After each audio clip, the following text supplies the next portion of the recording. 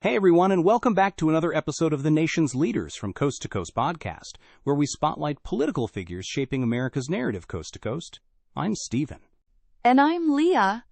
Today, we're in Southern California to profile Representative Norma Torres, a lawmaker whose remarkable personal journey from Guatemala to the U.S. House gives her a truly unique voice in Congress. Her life story is a powerful one. She is the only current member of Congress born in Central America. Let's start there, with her early life. It's a story that shapes her entire worldview. Norma Torres was born in Guatemala, and at the age of 5, she immigrated with her family to the United States. She has spoken about the difficult decision her parents made to leave their home country in search of safety and opportunity. She became a U.S. citizen in her 20s. But before she ever considered politics, her career was in a very different kind of public service. For over 17 years, she worked as a 911 dispatcher for the Los Angeles Police Department. This was a high-stress, frontline job, where she was the first point of contact for people in crisis. This experience gave her a raw, unfiltered understanding of issues like domestic violence, public safety, and the need for effective emergency services. And it was that experience as a 911 dispatcher that ultimately inspired her to run for local office, correct? Exactly. She felt that the decisions being made by local leaders weren't addressing the real problems she was hearing about every day on the phone, so she ran for a seat on the Pomona City Council and won. She then went on to be elected mayor of Pomona, where she served a successful term, focusing on fiscal responsibility and improving the city's infrastructure.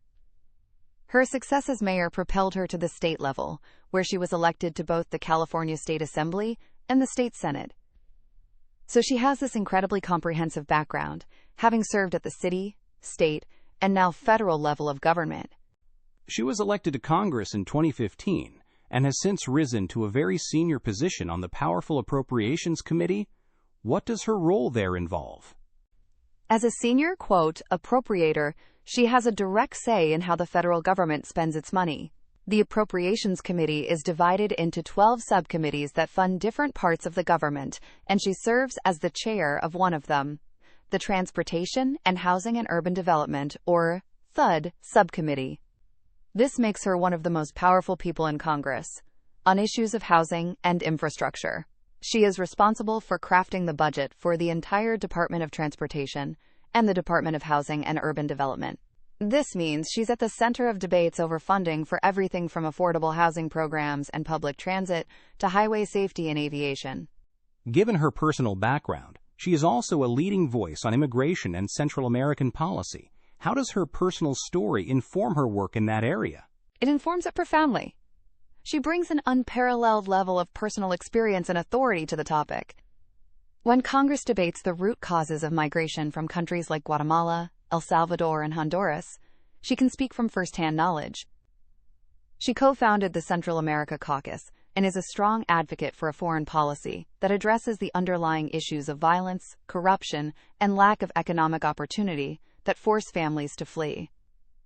She argues for smart, targeted foreign aid and a more humane and orderly immigration system. Her perspective is invaluable because it's not just based on policy papers, but on lived experience. So her career is really a blend of hands-on, local-level experience and a deeply personal connection to major international issues. That's the perfect way to describe it. Her time as a 911 dispatcher, a mayor, and a state legislator makes her a pragmatic, results-oriented lawmaker, focused on the core functions of government. But her identity as an immigrant from Central America gives her a powerful and authentic voice on some of the most complex challenges facing our nation. It's this unique combination of experiences that has made her such a respected and effective member of the House. That's our profile for today. Thank you for listening to the Nation's Leaders from Coast to Coast podcast. You can find show notes for this episode and links to our sources on our website, pointedwords.com. Please note, AI assists in the creation of this podcast from pointedwords.com. And remember, better pointed words than pointed swords.